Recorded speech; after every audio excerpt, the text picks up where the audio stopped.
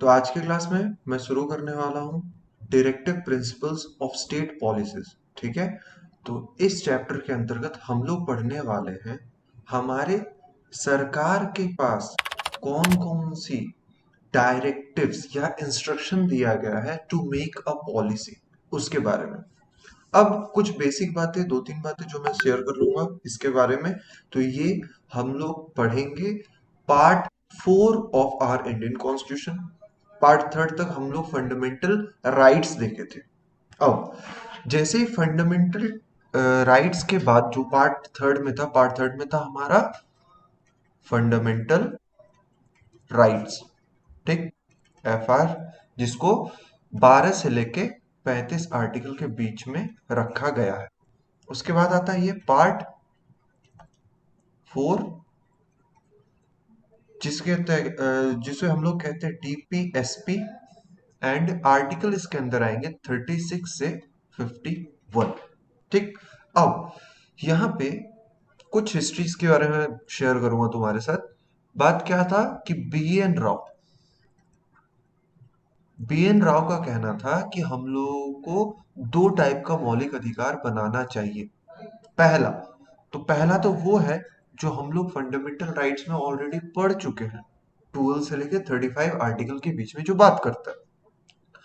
उस राइट के बारे में क्या है कि अगर फंडामेंटल राइट से कोई भी छेड़खानी की जाती है तो डायरेक्टली आप सुप्रीम कोर्ट या हाई कोर्ट में जा सकते हो। सुप्रीम कोर्ट में जाने के लिए आपको आर्टिकल 32 का मदद लेना पड़ेगा, एंड हाई कोर्ट में जाने के लिए आपको आर्टिकल 226 का मदद लेना पड़ेगा। ठीक, जैसे ही फंडामेंटल राइट का हनन होता है। But DPSP is also a kind of right जो इन्फोर्सेबल टू द कोर्ट या जस्ट नॉन जस्टिसेबल जिसे हम लोग कहते हैं। ठीक, मतलब ये किस टाइप का राइट है? तो ये ऐसा राइट है जो सरकार को करना चाहिए अपने सिटीजन्स के लिए कानून बनाते समय, इन सब प्रावधानों को ध्यान में रखने के लिए। ठीक है, तो हम लोगों को बेसिकली डीपीएसपी के बारे में जानना क्या है। तो ये वैसी प्रिंसिपल्स है जो सरकार को चाहिए होता है अपने पॉलिसीज बनाने के लिए, जिससे वो इस देश को एक वेलफेयर स्टेट बना सके। ठीक, अब तो बी एन राव के द्वारा ये वक्तव्य दिया गया था कि हम लोगों को दो टाइप का राइट बनाना चाहिए, एक फंडामेंटल राइट और एक ऐसा जो नॉन जस्टिसेबल होगा, एनफोर्सेबल टू द कोर्ट नहीं होगा। बट सरकार को ध्यान में रखना चाहिए कोई भी कानून बनाने से पहले इन सब प्रिंसिपल को, उसी को हम लोग कहते हैं डीपीएस। ठीक, उसके बाद एक और व्यक्ति थे केटी शाह। इनके द्वारा क्या कहा गया कि ये एक चेक है। कैसा चेक? जहां पे इस चेक को, मतलब ऐसा वाला कहानी है कि बैंक तुम्हें चेक दिया, लेकिन चेक पे वो जो पैसा अमाउंट है वो बैंक ही भरेगा। मतलब डीपीएसपी कैसा है कि ये हमें राइट दिया जा रहा है, बट ये राइट कैसा, ये पूरा पूरी किस पे डिपेंड करता है? तो स्टेट पे। स्टेट बोले तो हमारा कंट्री या गवर्नेंस। ठीक, तो डीपीएसपी के बारे में ये सब बातें कही गई है।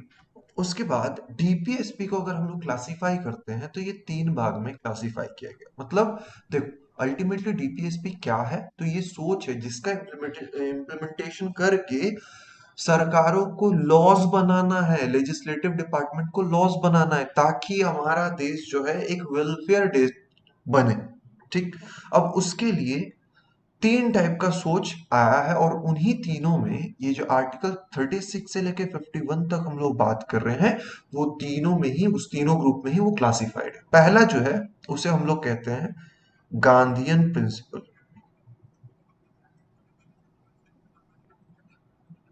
ठीक, दूसरा क्या है? Socialist principal.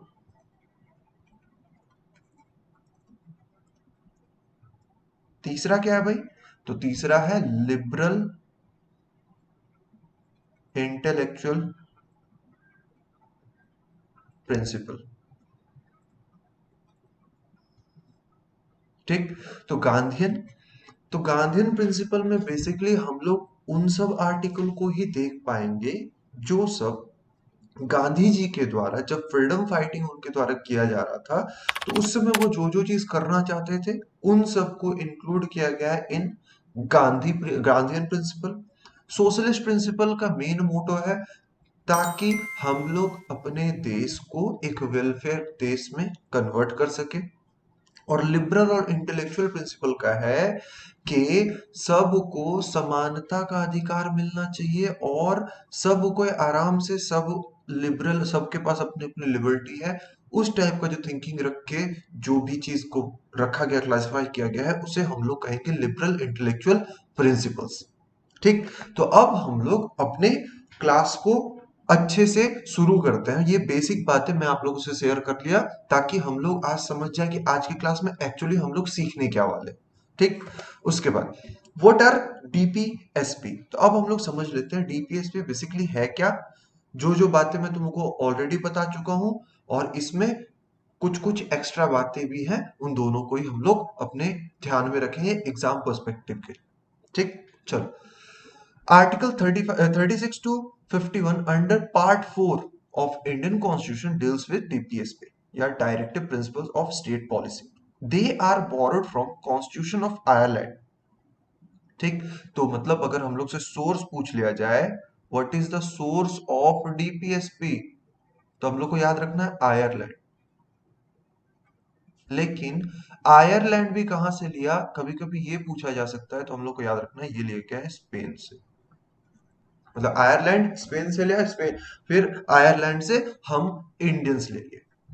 Which was copied it from the Spanish Constitution. This article will solely discuss the DPSP of Directive Principle of State Policy, its importance in the Indian Constitution, and the history of its conflict with fundamental rights. तो history भी हम लोग जान लेंगे कि इसका conflict fundamental right के साथ है तो कैसे है। ठीक, तो सिंपली वैसे ही है कि हम लोग अगर फंडामेंटल राइट्स की बात करते हैं, फंडामेंटल राइट्स जो पार्ट थर्ड में है, इसको कैसा राइट बोलेंगे, तो इट इज नेगेटिव राइट्स। मतलब अगर सरकार विफल हो जाए ये सब देने में जो फंडामेंटल राइट के अंदर आता है, तो हम लोग bye article 32 and 226 supreme court and high court के पास जा सकते हैं। ठीक, बट डीपीएसपी का अगर कोई हनन करे तो हम लोग नहीं जा सकते, और ऐसा हमारे संविधान में कहा मेंशन है, तो आर्टिकल 37 में मेंशन्ड है। जैसे हम लोग आर्टिकल 37 में पहुंचेंगे तो फिर हम लोग डिस्कस करेंगे उसके बारे में। Next, the Sapru committee in 1945 suggested two categories of individual rights, one being justiciable and the other being non-justiciable। तो justiciable right जो है वो हमारा फंडामेंटल राइट है, और नॉन जस्टिसेबल जो है वो है DPSP. The justiciable right are, as we know, are the fundamental right, whereas the non-justiciable ones are the DPSP। ठीक, जो मैं बताया वही चीज यहाँ पे लिखा हुआ है। Next, DPSP are ideals which are meant to be kept in mind by state. देख लो क्या एकदम इंपॉर्टेंट लाइन यहीं पे है। मतलब डीपीएसपी आर आइडियल्स, ये वैसे आइडियल्स है जिनको हमें अपने दिमाग में रखना है जब भी when it formulates policies and enacts law. ठीक, तो किसको रखना है, स्टेट को, गवर्नमेंट को अपने दिमाग में रखना है, किसे, डीपीएसपी के आइडियल्स को, जब भी वो कानून बनाए। ठीक, there are various definitions to DPSP which are given below. ठीक, अब जो डेफिनेशंस है हम लोग देख लेते हैं। They are an instrument of instruction which are enumerated in the Government of India Act 1935। ठीक, तो इसे हम लोग कहते हैं इंस्ट्रूमेंट ऑफ इंस्ट्रक्शंस। मतलब इंस्ट्रक्शंस ही तो मिल रहा है ना इससे। और ये कहां से आया है ये सेंटेंस, ये है गवर्नमेंट ऑफ इंडिया एक्ट 1935 से। ठीक, और गवर्नमेंट ऑफ इंडिया एक्ट को ही हम लोग क्या कहते हैं, 1935 वाले को, इंटरिम गवर्नमेंट। कब का, मतलब इंटरिम गवर्नमेंट नहीं, सॉरी, कॉन्स्टिट्यूशन कब का, जब हमारा देश आजाद हो रहा था उसके पहले का, और 1935 के बाद से। ठीक, they seek to establish economic and social democracy. अगर हम लोग से पूछा जाए कि डीपीएसपी किस टाइप का डेमोक्रेसी को एस्टेब्लिश करता है हमारे देश में, तो वो दो टाइप का डेमोक्रेसी करता है, एक है इकोनॉमिक और दूसरा है सोशल। ठीक, ये बात याद रखना, यहाँ पे कंफ्यूज नहीं करना कि डेमोक्रेसी जो है कैसा डेमोक्रेसी का एस्टेब्लिशमेंट करवाता है डीपीएसपी। डीपीएसपी का आइडियल कैसा डेमोक्रेसी को स्टैब्लिश करवाने में मदद करेगा, तो हमें ध्यान रखना है क्या, तो वो इकोनॉमिक एंड सोशल डेमोक्रेसी का स्टैब्लिश करेगा हमारे कंट्री में। ठीक, next, DPSP are ideals which are not legally enforceable by courts for their violation. Simply हम लोग को लिखा गया है कि आर्टिकल 36 से लेके 51 तक के बीच में हम लोग डीपीएसपी का आइडियल्स या प्रिंसिपल्स के बारे में बात करते हैं, और इन सब का अगर वायलेशन हो तो सरकार को आप कटघरे में खड़ा नहीं कर सकते हो। बट फंडामेंटल राइट्स जो पार्ट थर्ड में है, अगर उसका हनन किया जाए या उसको टेम्पर करने की कोशिश किया जाए, तो आप सरकार को घसीट सकते हो सुप्रीम कोर्ट में या हाई कोर्ट में बाय आर्टिकल 32 एंड 226। याद रखना इतने बात। नेक्स्ट, अब डीपीएसपी का क्लासिफिकेशन हम लोग देखेंगे। तो जैसा मैं तुम्हारे साथ शेयर किया हूं अभी कि सोशलिस्ट है, गांधीयन है एंड लिबरल इंटेलेक्चुअल प्रिंसिपल्स पे चलेगा। ठीक, देख लेंगे हम लोग इसको आगे में भी। अब रिलेटेड आर्टिकल्स को हम लोग डिस्कस करेंगे फ्रॉम 36 टू 51। ठीक, पार्ट बाय पार्ट। अब देखो, आर्टिकल 36 पहला है हमारा, तो आर्टिकल यहाँ पे 36 डेफिनेशन दे रहा है किसका, स्टेट का। क्यों स्टेट का डेफिनेशन है, क्योंकि यहाँ पे बताया गया है ये जो प्रिंसिपल है वो किसके लिए है, स्टेट के लिए है। ठीक, तो अब स्टेट के लिए अगर प्रिंसिपल है तो सबसे पहले तो जानना पड़ेगा ना वो स्टेट कौन सा है, मतलब वो राज्य कौन सी है। ठीक, तो हम लोग जो डेफिनेशन पार्ट थर्ड में, मतलब फंडामेंटल राइट के हिसाब में जब पढ़े थे, जहां पे डेफिनेशन आर्टिकल 12 में, ठीक, तो वहां पे जो डेफिनेशन ऑफ स्टेट था सेम वही डेफिनेशन हमारे आर्टिकल 36 में भी है, जहां पे हम लोगों को ये जो डीपीएसपी है समझाया क्या जा रहा है, ये आइडियल्स है। ध्यान में किसे रखना है, स्टेट में। स्टेट क्या है, जहां पे इंडियन गवर्नमेंट का एडमिनिस्ट्रेशन चलेगा, वही तो स्टेट है। तो जहां पे भी एडमिनिस्ट्रेशन फैला हुआ है और इंडियन टेरिटरी के ऊपर एडमिनिस्ट्रेशन हो रहा है, वो सभी इंडियन स्टेट है। तो इंडियन स्टेट अब हम लोग को समझ में आ गया, तो हम लोग को ये भी समझ में आ गया कि इंडियन स्टेट जो है, मतलब डीपीएसपी, ये आइडियल्स किसको मानना पड़ेगा, उसी स्टेट को जिसका एडमिनिस्ट्रेशन हमारे इंडियन टेरिटरी पे पूरा फैला हुआ है। ठीक, तो आई गेस अब हम लोगों को यहाँ पे कोई कंफ्यूजन नहीं है कि स्टेट क्या है जो डिफाइन किया जा रहा है आर्टिकल 36 में। और अगर इसी को हम लोग कंपेयर करें आर्टिकल 12 से जो फंडामेंटल राइट्स में जिसके बारे में डिस्कस्ड है, तो वहां पे स्टेट क्या है, तो वहां पे था बेसिकली इस राज्य से बिलोंग करने वाले जितने भी सिटीजन हैं उन सब को हम लोग ये फंडामेंटल राइट देते हैं। ठीक, तो वहां पे उस राज्य से, वो राज्य क्या है, तो जहां पे इंडियन गवर्नमेंट का एडमिनिस्ट्रेशन चल रहा है, वही राज्य है, वही स्टेट है। सेम एज 36 में भी सेम चीज वही कह रहा है। ठीक, चलो अब मूव करते हैं आर्टिकल 37 में। आर्टिकल 37 क्या बोलता है, application of the principle contained in this part. मतलब इस पार्ट में, मतलब पार्ट 4 में, डीपीएसपी किससे है भाई, तो डीपीएसपी है पार्ट 4 से डील करता है सर। तो इस पार्ट में जितने सारे आर्टिकल्स हैं उन सब का एप्लीकेशन कैसे होगा, ये हम लोग को आर्टिकल 37 समझाता है। क्या समझा रहा है देखते हैं। The provisions contained in this part shall not be enforced by any country, but the principle therein laid down and nevertheless fundamental in the governance of the country, and it shall be the duty of state, देखो, it shall be the duty of state to apply this principle in making laws। तो basically ये जो part है 37, हम लोगों को simply यही समझाने की कोशिश करें कि इस पार्ट के तहत आने वाले जितने भी आर्टिकल्स हैं, जिसको हम लोग टॉपिक्स कह रहे हैं, तो आर्टिकल्स जो हैं वो सब का अगर वायलेशन हो तो आप उसे एनफोर्स नहीं कर सकते इन फ्रंट ऑफ कोर्ट। ठीक, तो ये आर्टिकल हम लोग को 37 बता दिया कि आप इसे उठा के कोर्ट में नहीं ले जा सकते, लेकिन यहाँ पे ड्यूटी बनती है सरकार की कि वो आपका, मतलब ये जो पार्ट 4 में जो भी चीज मेंशन्ड है, इन सब का आइडियल्स को, इन सब का प्रिंसिपल को इस्तेमाल करे जब भी वो कानून बनाते हैं। तो आर्टिकल 37 भी अब हम लोगों को समझ में आ चुका है। अब देखते हैं आर्टिकल 38। आर्टिकल 38 क्या बोल रहा है? State to secure a social order for the promotion of welfare of the state. तो हम लोगों को मतलब हम लोगों को नहीं, गवर्नमेंट ऑफ इंडिया या स्टेट, जो भी राज्य मतलब उस समय गवर्नमेंट में है, उन्हें इस देश को वेलफेयर स्टेट बनाना है। कैसे बनाना है? तो मेंटेन करके, सिक्योर करके, किसको? सोशल ऑर्डर को। ठीक, तो सोशल ऑर्डर को अगर हम लोग मेंटेन करते हैं तो एक राज्य जो है वो खुद ब खुद एक वेलफेयर स्टेट में कन्वर्ट हो जाएगा। कैसे, क्या है, देख लेते हैं।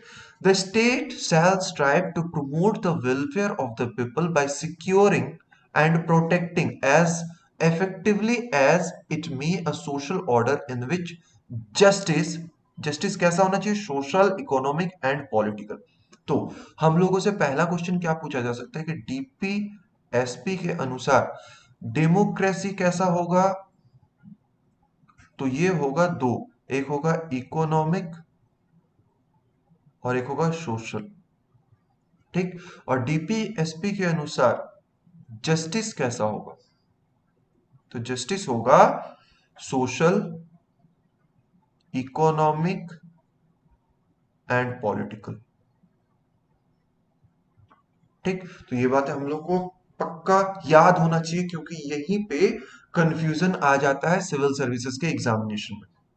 Next, the state shall in particular strive to minimize the inequalities in income and endeavor to eliminate inequalities in status, facilities and opportunities not only amongst individuals but also among group of people residing in different areas and engaged in different vocations।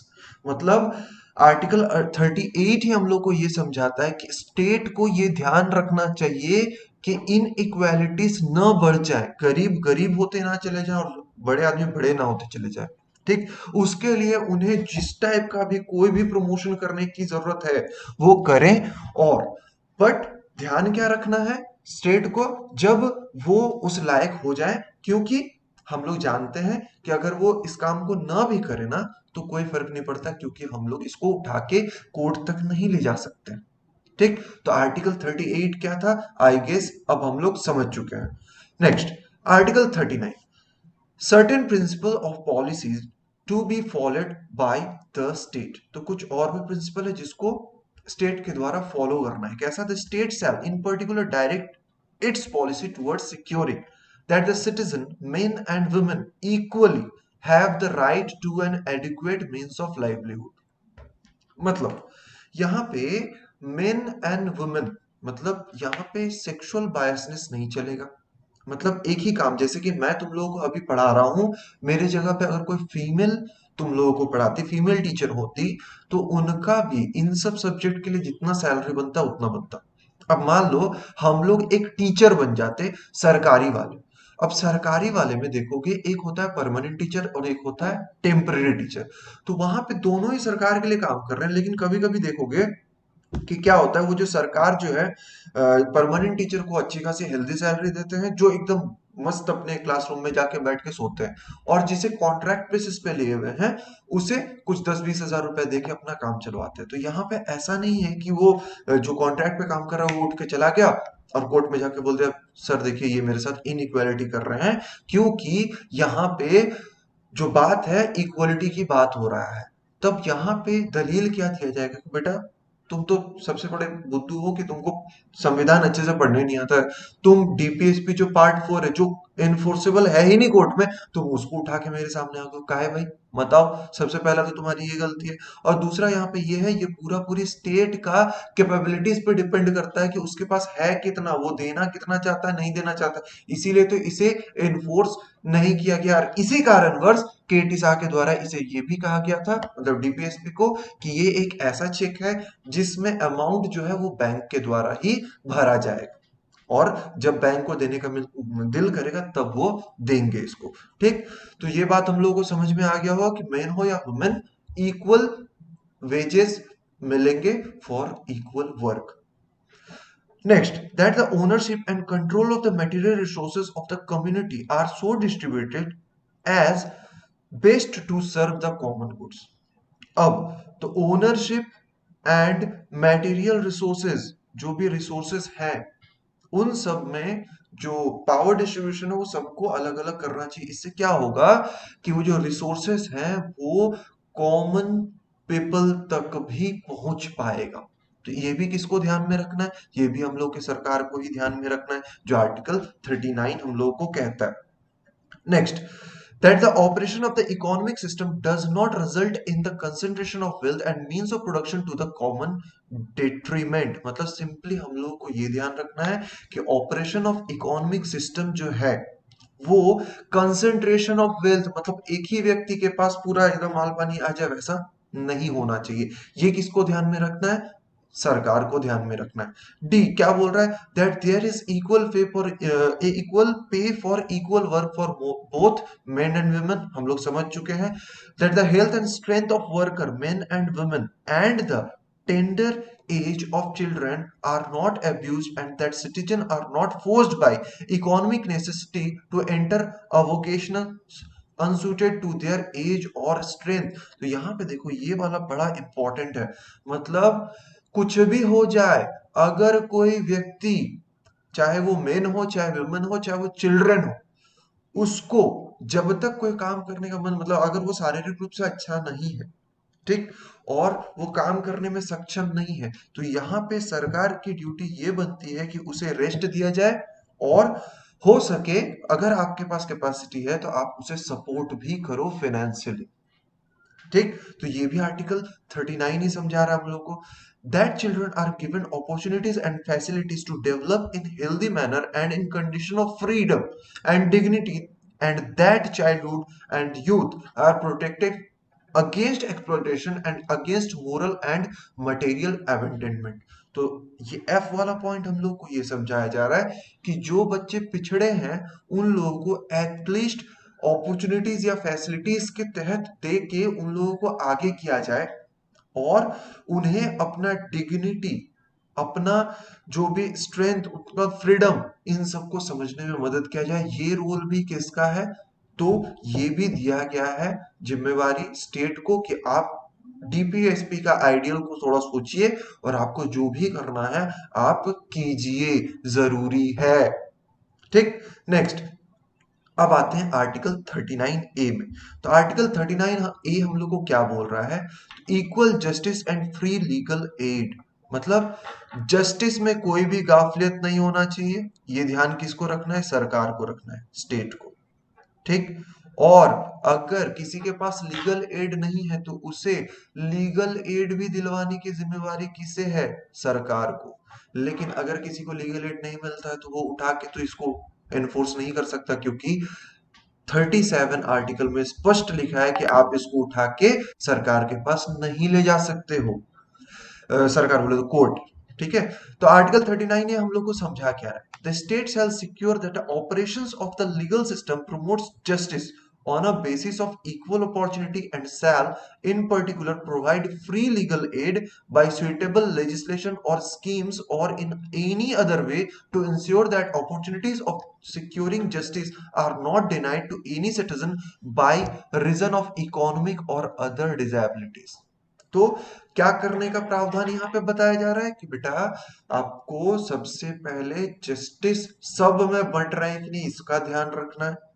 उसके लिए आपको free legal aid देना है, अगर आप दे सकते हो। और अगर आप नहीं दे सकते हो तो कुछ ऐसा तरीका बनाओ कि कुछ ऐसा स्कीम बनाओ जिसे संविधान में ऐड करो, जिसके तहत ये जो फ्री लीगल एड वाला चीज है वो उन तक पहुंच जाए। ठीक, तो आर्टिकल 39 ए हम लोग को ये बातें समझाती है। आर्टिकल 40, आर्टिकल 40 क्या समझाता है सर, तो ऑर्गेनाइजेशन ऑफ विलेज पंचायत। अरे बाप रे, इसको लेके ना जानते हो दो महान व्यक्ति लड़ पड़े थे। एक थे डॉक्टर बी आर अंबेडकर और एक दूसरे व्यक्ति थे महात्मा गांधी। ठीक, तो उनका कहना क्या था, मतलब महात्मा गांधी का कहना था कि हम लोगों को ग्राम पंचायत बनाना चाहिए। इससे क्या होगा, एटलीस्ट जो ग्राम है मतलब लोअर लेवल तक गवर्नेंस पहुंच जाएगा। ठीक है, एकदम लोअर लेवल तक गवर्नेंस पहुंच जाएगा, जिससे हम लोग को एडमिनिस्ट्रेशन करने में काफी आसानी होगी। बट बी आर अम्बेडकर का मतलब जो ओपिनियन था, वो इस बात को कैसे कॉन्ट्राडिक्ट कर रहे थे। वो बोल रहे थे कि सर, आप अगर ये कर देते हो तो क्या प्रॉब्लम होगी कि मान लो पैसा जो है, मतलब महात्मा गांधी का तर्क था कि हम लोग मान लो 100 रुपए देते हैं, तो वो 100 रुपए जो है ग्राम पंचायत से वो सिटीजन तक पहुंचेगा, सेंट्रल गवर्नमेंट से जो 100 रुपए आ रहा है। बट बी आर अम्बेडकर का कहना था कि नहीं सर, अगर आप 100 रुपए दोगे तो देखोगे कि ग्राम का जो हेड है वही वो 100 रुपया गमन कर दिया। तो महात्मा गांधी बोले अरे चलो ठीक है, कुछ खाएगा वो, मान लो वो 100 रुपए में 50 रुपया वो खा गया, ठीक, तो कम से कम 50 रुपया या 20 रुपया तो आएगा सिटीजन्स के पास। तो इस बात को लेके इन दोनों के बीच में बहुत ही एक तर्क, उखड़ा हुआ तर्क हो गया था, तर्क तर्क हो चुका था इन दोनों के बीच में। तब यहाँ पे फिर सबके सारा मतलब बाकी जो मेंबर्स थे उन लोगों के द्वारा सजेस्ट किया गया, एक काम करते हैं ना, हम लोग इन दोनों को ही डाल के देखते हैं, क्या दिक्कत है, दोनों अलग अलग टाइप का। तो वहां से इस बात को सॉर्ट आउट करके फिर आर्टिकल 40 में ऑर्गेनाइजेशन ऑफ विलेज पंचायत बना दिया गया, और पहला राज्य बना राजस्थान, जहां पे ग्राम पंचायत शुरू हुआ। इस चीज, इस आइडिया को वो लोग फॉलो किए, मॉडल को, ग्राम पंचायत। ठीक, ये क्वेश्चन भी पूछा जाता है कि कौन सा स्टेट है जो सबसे पहली बार ग्राम पंचायत को फॉलो किया, तो हम लोग को ध्यान रखना है राजस्थान के बारे में। अब आर्टिकल 40 क्या बोलता है थोड़ा देख लेते थे। State shall take steps to organise village panchayat and endow them with such powers and authorities as may be necessary to enable them to function as units of self government। मतलब article 40 हम लोगों को बोलता है कि there shall be a ग्राम पंचायत और village panchayat का organisation करना चाहिए, किसके द्वारा, स्टेट के द्वारा। क्यों, ताकि हम लोग उन सबको कुछ पावर दे सके और वो फंक्शन कर सके as a units of self government. ठीक, तो यूनिट ऑफ सेल्फ गवर्नमेंट या ग्राम पंचायत से रिलेटेड अगर हम लोग से पूछ लिया जाए कि कौन सा आर्टिकल डील करता है, तो हम लोग को ध्यान रखना है simply article 40। Next, article 41, right to work, to education and to public assistant in certain cases. क्या बोलता है भाई आर्टिकल 41 देख लेते थे। State shall within the limits of its economic capacity and development make effective provision for securing the right to work and to education and to public assistance in case of unemployment, old age, sickness, disablement and in other cases of undeserved want. ठीक है, मतलब यहाँ पे article 41 कह रहा है कि right to work, education and public assistance, ये सबका अधिकार है। कैसे अधिकार है सर, तो याद करो अभी थोड़ी देर पहले मैं बता रहा था जब तुम लोगों को कि डीपीएसपी में आइडियल्स किस किस टाइप का इस्तेमाल होता है, तो यहाँ पे वो आइडियल एक्चुअल में 41 के अंदर है। कौन सा आइडियल, तो अगर कोई व्यक्ति, जैसे हम लोग जानते हैं कि हमारे देश में जो बूढ़े हो जाते हैं उन्हें वृद्धा पेंशन का एक स्कीम निकाल के रख दिया गया है कि आप इसमें कुछ कुछ पैसा जमा करो, एक सर्टेन टाइम के बाद आपको पेंशन मिलेगा। ठीक, तो ये जनरली अभी जो पेंशन होते हैं वो हम लोग गवर्नमेंट जॉब में देखते हैं। लेकिन आर्टिकल 41 हम लोग को ये बोलता है कि जब कोई व्यक्ति काम करने के लायक ना हो जाए, ठीक, बट उस समय सरकार का ये कर्तव्य बनता है कि वो उसे कुछ फिनेंशियल असिस्टेंस दे। ठीक, तो इसका बेस्ट एग्जांपल हम लोग को यही ध्यान में रखना है कि जब भी व्यक्ति 60+ हो जाते हैं तो वो लोग काम करने में सक्षम नहीं रहते हैं, इसी वजह से उस समय सरकार को ये आइडियल सुझाया गया है कि आप उन्हें कुछ फिनेंशियली मदद करो। अब यहाँ पे पूरा पूरी अगर सरकार के पास ही पैसा ना रहा तो वो कैसे मदद करेंगे, तो यहाँ पे इसीलिए इसे नॉन एनफोर्सेबल बोल दिया गया है। नहीं तो क्या होता कि ऐसे ही केस उठा उठा के सब कुछ चले जाते, अरे मैं तो बूढ़ा हो गया, कुछ काम नहीं कर पा रहा हूँ, मुझे पेंशन चाहिए, मुझे दो पेंशन। अगर आर्टिकल 37 में स्पष्ट नहीं किया जाता तो ऐसा लोचा लफड़ा भी बहुत ज्यादा हो जाता। ठीक, अब आर्टिकल 42 क्या बोल रहा है भाई? Provision for just and human condition of work and maternity leave. तो मैटरनिटी लीव का जो है मतलब देखना, एसबीआई वगैरह में मैटरनिटी लीव दिया जाता है, टीचर वगैरह में जो भी फीमेल होती है उन लोगों को मैटरनिटी लीव दिया जाता है। तो वो आया कहां से हमारे संविधान में? तो वो आया है बाय यूजिंग आर्टिकल 42। क्या हो रहा है? The state shell make provision for securing just and human condition of work and for maternity leave. तो ह्यूमन कंडीशन जो है मतलब जहां पे आप रह रहे हो, जहां पे आप काम कर रहे हो, वो जगह भी अच्छा होना चाहिए, एज वेल एज जो भी मतलब बेसिक नेचुरल प्रॉब्लम्स आ सकती है, उस चीज को मद्देनजर में रखते हुए आपको कुछ पॉलिसीज, प्रिंसिपल या आइडियल्स को डिटरमाइन करना पड़ेगा, ताकि आप अपने सिटीजन्स को थोड़ा सेफ फील करवा सकते हो। ठीक। जैसे मैटरनिटी लीव में क्या होगा, अब जो भी लेडी प्रेग्नेंट होगी या फिर उसका बेबी होगा, तो फिर उसे कुछ दिन का टाइम मिल जाएगा, खुद को भी टाइम देने का, बच्चों को भी टाइम देने का। उसके बाद वो आके फिर से जॉब को ज्वाइन कर सकते हैं। इसके वजह से उनके लाइफ में कोई भी प्रॉब्लम नहीं आएगा। और ये प्रावधान हम लोग आर्टिकल 42 से लेते हैं, ये बात तुम लोग को ध्यान में रखना पड़ेगा। नेक्स्ट, आर्टिकल 43 क्या बोल रहा है सर?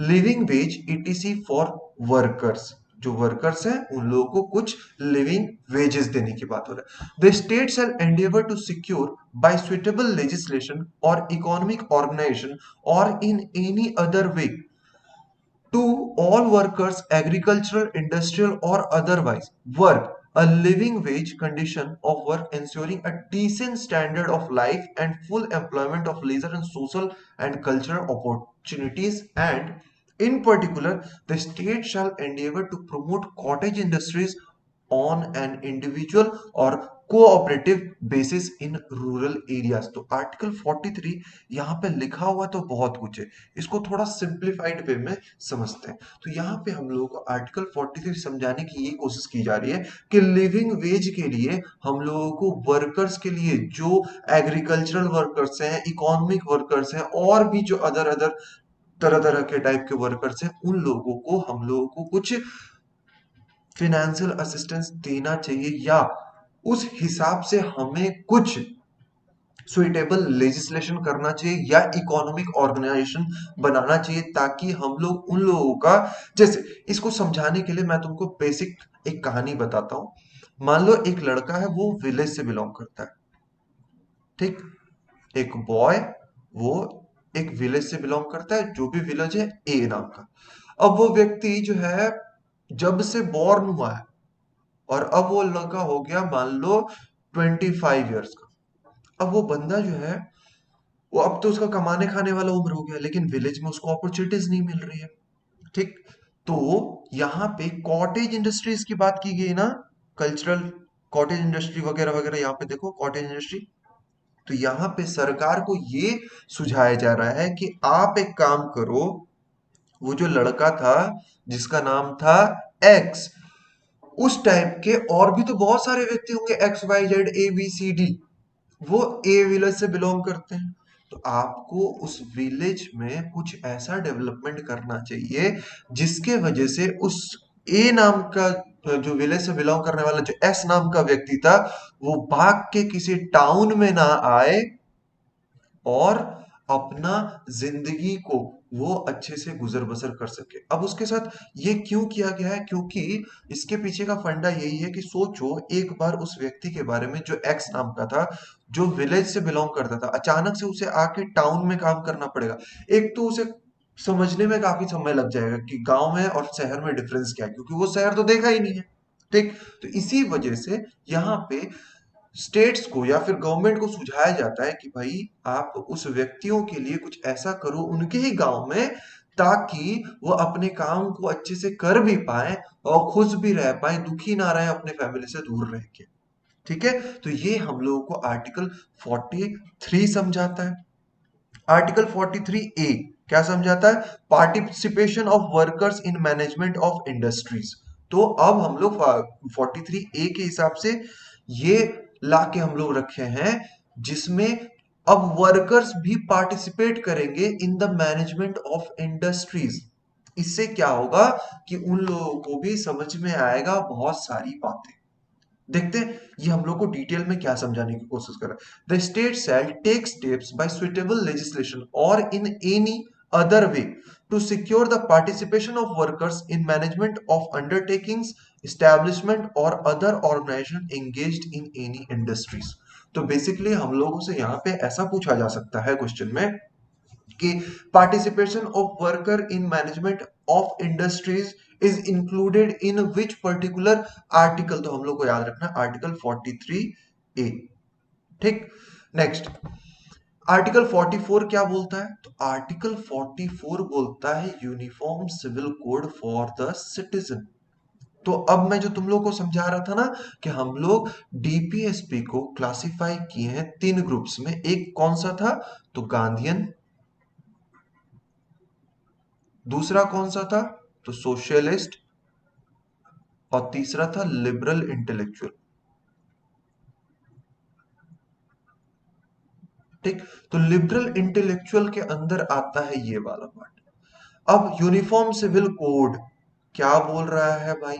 तो यूनिफॉर्म मतलब सब के लिए, सिविल कोड जस्टिफिकेशन के लिए, मतलब या फिर हम लोग जो भी जस्टिस का प्रावधान को यूज करते हैं तो उसमें हम लोग कोड का इस्तेमाल करते हैं। मतलब हमारा जो जस्टिस सिस्टम है वो बहुत ही कोडिफाइड है, इसीलिए हम लोग आईपीसी, सीआरपीसी, सीपीसी इन सबको देखते हैं। तो यूसीसी भी वैसा ही है, यूनिफॉर्म सिविल कोड, जो आर्टिकल 44 हम लोग को समझाता है। तो ये क्या है सर? तो याद रखो, जैसे हिंदू एक रिलीजन है, एक कास्ट है या कम्युनिटी है। अब दूसरा है एक मुस्लिम। ठीक, अब शादी करने का और तलाक का हिंदू में अलग अलग रिवाज है, रीति है, मुस्लिम में अलग अलग है। ठीक, तो यूसीसी जो आर्टिकल 44 बोलता है, देखो ये भी एक आइडिया ही, ये भी एक आइडियल ही है। तो इसमें इसके तहत ये बताया जाता है कि हम लोगों को यूसीसी लाके रखना चाहिए, ताकि ये जो हिंदू है, हिंदू वाला ठीक है, कोई दिक्कत नहीं, आप हिंदू हो, हम लोग तो देश तो सेकुलर है भाई, आप हिंदू हिंदू वाला चीज मानो, कोई गलती नहीं है इसमें। मुस्लिम हो, मुस्लिम वाला चीज मानो, कोई गलती नहीं है इसमें। लेकिन कहीं पे भी अगर जैसे मान लो हिंदू को लग रहा है कि मुस्लिम वाला थोड़ा सा ज्यादा लिबरल है, मुस्लिम को लग रहा है कि हिंदू का नियम थोड़ा ज्यादा लिबरल है। ठीक, अब यहाँ पे ऐसा कुछ भी लग रहा है, जैसे हिंदू को लग रहा है कि मुस्लिम का थोड़ा सा ज्यादा टफ है मानना, जैसे बुर्का पहनना, ये करना, वो करना, बहुत सारा है। अब यहाँ पे मान लो मुस्लिम सिटीजन्स को उससे अगर प्रॉब्लम हो रहा है, ठीक, तो वो लोग फिर क्या बोल सकते हैं? अरे यार ऐसा ऐसा हम लोग को बहुत दिक्कत हो रहा है, ये नहीं होना चाहिए, ऐसा होना चाहिए, वो होना चाहिए, तब यहाँ पे सरकार बोलेगा अरे एक बहुत बड़ा तबका को इससे प्रॉब्लम हो रहा है, तब हम लोग एक काम करते हैं, यूसीसी लगाते हैं। अब क्या होगा? सब कानून सबके लिए समान है, सब एक जैसा है, कोई दिक्कत नहीं है। ठीक, तो देखो एक्चुअली ये हम लोग को समझाना क्या चाह रहा है, यहाँ लिख के, the state shall endeavour to secure for citizen a uniform civil code throughout territory of India. तो यूनिफॉर्म सिविल कोड मतलब इंडियन टेरिटरी में जितने सारे सिटीजन है सब के लिए नियम कानून एक होना चाहिए, चाहे वो किसी भी रिलीजन, किसी भी कास्ट से बिलोंग क्यों ना करे। ठीक, तो एक्चुअल में अभी हमारे पास ये चीज है नहीं। ये जैसा हम लोग इसको जानते हैं ना, इंस्ट्रूमेंट ऑफ इंस्ट्रक्शन, तो ये एक इंस्ट्रक्शन दिया गया है टू द फ्यूचर गवर्नमेंट, जब भी सिचुएशन वैसा हेल्दी हो जाए, जब हम लोग यूसीसी को ला के रखे यहाँ पे, तो कोई भी उग्रवादी विचारधारा वाला आदमी आके अपना बात यहाँ पे रख के बाकी सबको कन्विंस ना कर पाए। तो वो सिचुएशन अभी आने में काफी टाइम है, क्योंकि अभी हम लोग का सिचुएशन ऐसा नहीं है कि यूसीसी ला दे और ये पूरा पूरी चल जाए। ठीक, अब आते हैं हम लोग आर्टिकल 45 में। तो आर्टिकल 45 क्या बोल रहा है? Provision for free compulsory education for children. ठीक, तो बच्चों को पढ़ाना है और उन्हें फ्री में शिक्षा दिलवाना है, ऐसा आर्टिकल कौन सा सजेस्ट करता है टू द स्टेट? अगर ये क्वेश्चन पूछा जाए तो हम लोग को याद रखना है आर्टिकल 45। ठीक, क्या समझाने का कोशिश कर रहे हैं देख लेते हैं हम लोग। The state shall endeavour to provide within a period of 10 year from the commencement of this constitution for free and compulsory education for all children until they complete the age of 14। तो देखो इसी article को, अब देखो simply जब तक कोई भी आर्टिकल वो पार्ट 4 से बिलोंग करता है तब तक वो नन जस्टिसेबल रहता है। बट जैसे ही इसको उठा के अगर हम लोग कोई भी अलग अलग जगह में डाल दिए, अब वो संविधान का पार्ट हो जाएगा, अब उसको मानना पड़ेगा। तो जैसे हम लोग फ्री एजुकेशन की बात कर रहे हैं, तो फ्री एजुकेशन देखो, फ्री एजुकेशन बेसिकली क्या करता है, एक व्यक्ति को, मतलब एजुकेशन क्या करता है, वो एक व्यक्ति को समझाता है कि उसका पर्सनल लाइफ एंड लिबर्टी कैसा है, उसका इंडिविजुअल डिग्निटी कैसा है। ठीक। तो एक इंसान को देखा जाए तो इंसान उसका एजुकेशन बनाता है। तो एजुकेशन को फंडामेंटल राइट के हिसाब से फिर फर्दर 21A में डाल दिया गया, क्योंकि आर्टिकल 21 हम लोग को समझाता है what is personal life and liberty. और पर्सनल लाइफ एंड लिबर्टी क्या है, ये बनेगा कैसे, वो एजुकेशन से बनेगा। तो एजुकेशन को इसमें डाल दिया गया है और बोल दिया गया है कि बेटा अब आप लाइफ में अगर एजुकेशन को डालोगे तभी आपको समझ में आएगा कि आपका पर्सनल लाइफ एंड लिबर्टी क्या है, आपका इंडिविजुअल डिग्निटी क्या है। ठीक। तो जब तक ये आर्टिकल 45 में था तब तक ये एनफोर्सेबल नहीं था, लेकिन अब जैसे ही आर्टिकल 21A में आया तो ये एक कानून बन गया और अब 6 से लेकर 14 साल के बच्चों को फ्री एजुकेशन दिया जाता है। ठीक। चलो नेक्स्ट, अब हम लोग देखेंगे इस स्लाइड में आर्टिकल 46 एंड 47। आर्टिकल 46 क्या बोलता है, promotion of educational and economic interest of schedule caste, schedule tribes and other weaker sections.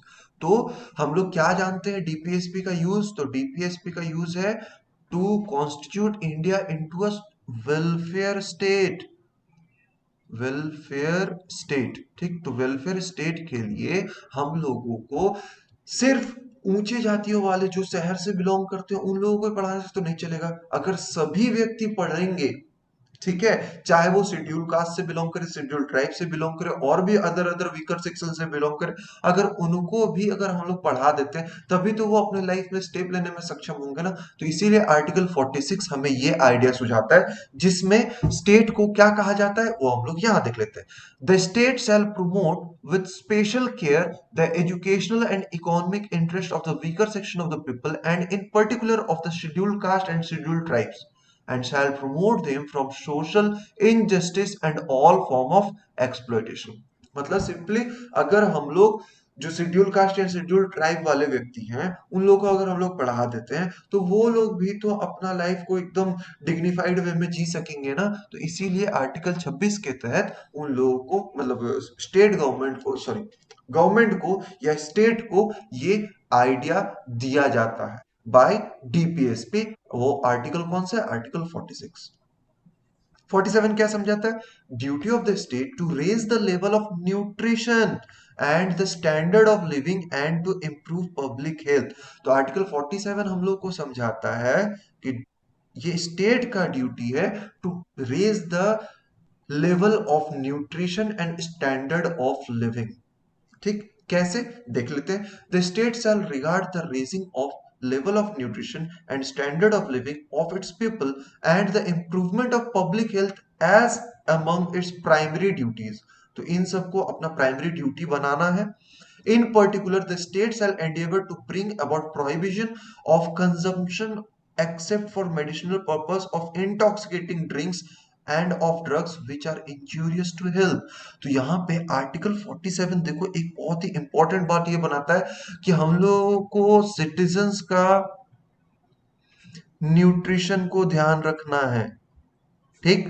तो न्यूट्रिशन को ध्यान हम लोग कैसे रख सकते हैं, तो अगर हम लोग इन लोगों को शराब पीने से, ड्रिंकिंग से बचा लें, तो तो शराब पीना आर्टिकल 47 के तहत हम लोग मान सकते हैं कि ये सिटीजन का जो न्यूट्रिशियस वैल्यू है उसको घट घटा रहा है।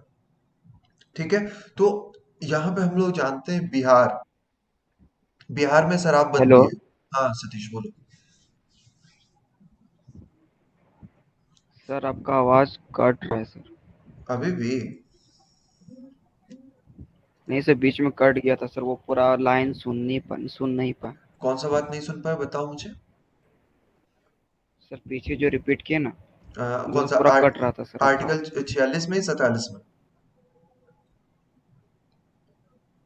46 या 47 बताओ। 47। अच्छा, देखो 47। ठीक है, मैं बता देता हूँ। तो 47 के तहत ये स्टेट को ड्यूटी दी जाती है कि वो अपने राज्य के जो सिटीजन्स है उनका हेल्थ का ख्याल रखे। तो हेल्थ का ख्याल कैसे रख सकते हैं? तो वो उन्हें रोक सकते हैं इंटॉक्सिकेटिंग ड्रिंक्स को कंज्यूम करने से। ठीक है, तो इंटॉक्सिकेटिंग ड्रिंक्स का कंजम्पशन को अगर वो रोक देते, स्टेट अगर रोक दे, तो जिसमें हम लोग एग्जाम्पल के तौर पे बिहार को देख सकते हैं, जहां पे जो अल्कोहल है वो बैंड है। तो अल्कोहल बैंड अब बिहार में हो चुका है। तो अब अल्कोहल बैंड करवाने का पीछे का जो आइडिया या प्रिंसिपल है वो कहां से आया? तो हमारा आंसर हो जाएगा आर्टिकल 47 से बिहार में ये आइडिया लिया और फिर अल्कोहल को बैन करवाया गया। ठीक, नेक्स्ट आर्टिकल 48। आर्टिकल 48 क्या समझाएगा? तो organisation of agriculture and animal husbandry.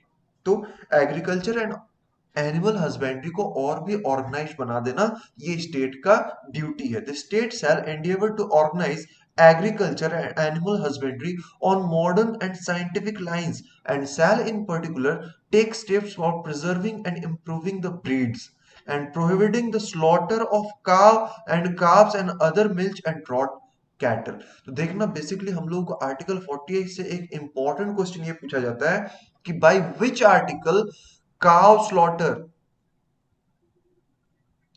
Is band या प्रोहिबिटेड। तो हम लोग को याद रखना आर्टिकल 48। तो यहाँ पे बेसिकली ये आर्टिकल 48 हम लोगों को क्या समझाने की कोशिश की जा रही है इसके हिसाब से?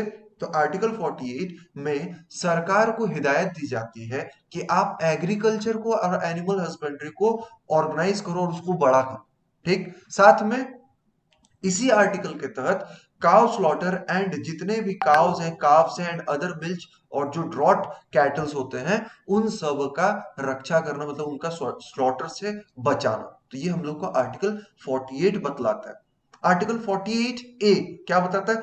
Protection and improvement of environment and safeguarding of forest and wildlife. साथ में 48 ए ये भी हम लोगों को इंप्रूव करने के लिए हिदायत देता है, मतलब सरकार को हिदायत देता है कि हम लोगों को इम्प्रूव करना चाहिए एनवायरनमेंट का कंडीशन को और सेफ गार्ड करना चाहिए किसे? फॉरेस्ट को एंड वाइल्ड लाइफ को, जिसके वजह से इकोलॉजिकल बैलेंस जो है वो मेंटेन रहेगा और हम सिटीजन्स अच्छे से सरवाइव कर पाएंगे हमारे देश में। क्या बता रहा है? The state shall endeavour to protect and improve the environment and to safeguard the forest and wildlife of the country. ठीक है, तो आर्टिकल 48 हम लोगों को एग्रीकल्चर एंड एनिमल हस्बेंड्री जहां पे काउ स्लॉटर को भी मना किया गया था, उसी से रिलेटेड एनवायरनमेंट में ही आया है 48 ए, जहां पे एनवायरनमेंट को प्रोटेक्ट करने की बात है, उसको इंप्रूव करने की बात है and forest and wild life को सेफ गार्ड करने की बात की गई है। ठीक है, चलो नेक्स्ट। अब आर्टिकल 49 हमें क्या समझाता है? तो आर्टिकल 49 हमें बताता है protection of monuments and places and objects of national importance. मतलब हमारे देश में जितने सारे मॉन्यूमेंट्स है, like Taj Mahal, like red fort, ठीक, ये तो ऐतिहासिक है, इनका ऐतिहासिक महत्व भी बहुत ज्यादा है। ठीक है, और जो हम लोगों को जिससे हम लोग लिंक कर सकते हैं इन सब का हमारे देश से रिलेटेड, मतलब नेशनल इंपॉर्टेंस भी बहुत ज्यादा है। ठीक है, तो यहाँ पे आर्टिकल 49 हम लोग को क्या समझा रहा है? तो आर्टिकल 49 बोल रहा है it shall be obligation of the state to protect every monument or place or object or artistic or historic interest declared by or under law made by parliament to be of national importance from spoliation, disfigurement, destruction, removal, disposal or export as the same as the case may be। मतलब article 49 बताया जा रहा है इसके तहत कि हमें, मतलब सरकार को ध्यान रखना है जितने सारे मॉन्यूमेंट्स हैं, प्लेसेस हैं, ऑब्जेक्ट्स हैं एंड जिनका नेशनल इंपॉर्टेंस है उन सब का प्रोटेक्शन करना। ठीक। तो आर्टिकल 49 के तहत हम लोग को समझ में ये आ गया है कि जितने सारे मॉन्यूमेंट्स बोलो, प्लेसेस बोलो, ऑब्जेक्ट्स बोलो, जिनका नेशनल इंपॉर्टेंस है, उन सब का रक्षा करना। ठीक। किससे रक्षा करना? ना ही उनको स्पॉइल किया जा सकता है, डिसफिगर भी नहीं करना है, उसको डिस्ट्रक्ट भी नहीं करना है, उसको रिमूव भी नहीं करना, उसको डिस्पोज भी नहीं करना है, और उसको एक्सपोर्ट भी नहीं करना है।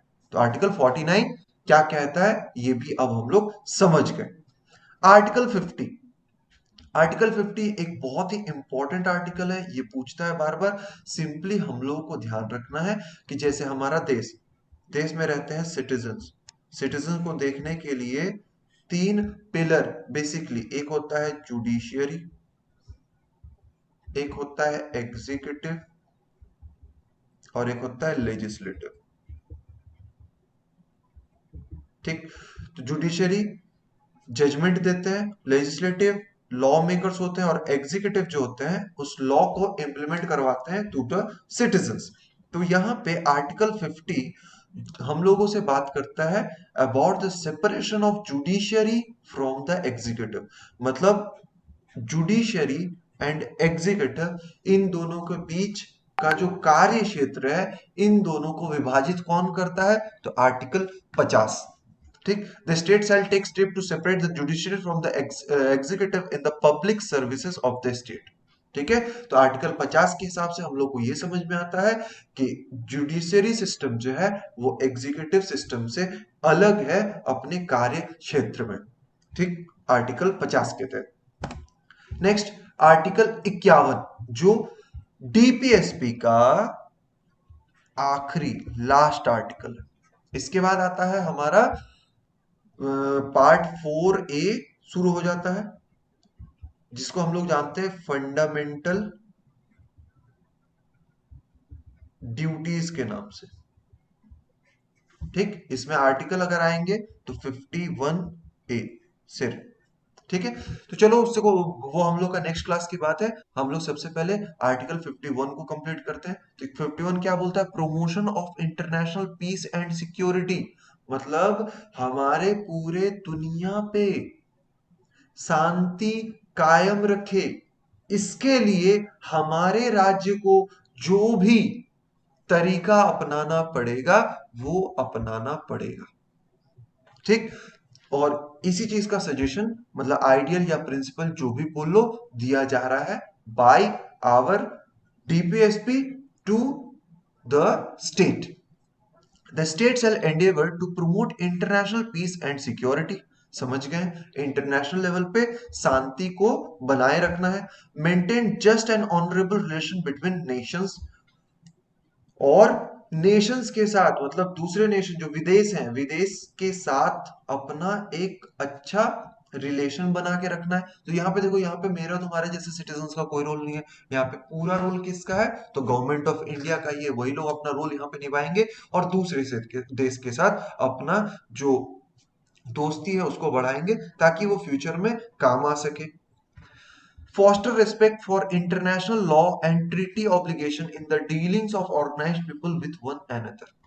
साथ में हमें यह भी ध्यान रखना आर्टिकल 51 के तहत कि हम लोगों को इंटरनेशनल पीस एंड सिक्योरिटी तो मेंटेन करना ही है। वो करेंगे कैसे? By maintaining the international laws. अगर हम लोग इंटरनेशनल लॉज को मानेंगे तो फिर हम लोग इंटरनेशनल पीस एंड सिक्योरिटी को भी मेंटेन रख रहे हैं। ठीक। उसके बाद आखिरी देख पा रहे हो, encourage settlement of international dispute by arbitration. और साथ में इंटरनेशनल डिस्प्यूट जो है उसको आर्बिट्रेशन के तहत उसे जरूरत पड़े तो सॉल्व आउट भी करना है। ठीक है। तो ये कुछ आर्टिकल्स जो डीपीएसपी के तहत मतलब पार्ट 4 के तहत आता है, जिससे बहुत अलग अलग टाइप का क्वेश्चंस बनता है जो हम लोग को एग्जाम में पूछा जाता है। उस एग्जाम में रेडी रहने के लिए आई गेस ये वीडियो तुम लोगों को मदद करने वाला है। ये था हमारा आज का वीडियो सेशन, जिसमें मैं आप लोगों के साथ टीपीएसपी रिलेटेड बातें किया हूं, और जिसमें पूरा आर्टिकल 36 से लेके 51 तक मैं आप लोगों के साथ डिस्कस कर चुका हूं। आई गेस आप लोगों को ये वीडियो अच्छा लगा होगा, ऐसे इंटरेस्टिंग वीडियो के लिए अगर आप मेरे चैनल पर नए हो तो मेरे चैनल को सब्सक्राइब कर लीजिए। मिलते हैं हम लोग ऐसे ही अच्छे वीडियोस में। तब तक के लिए thank you. Have a nice day.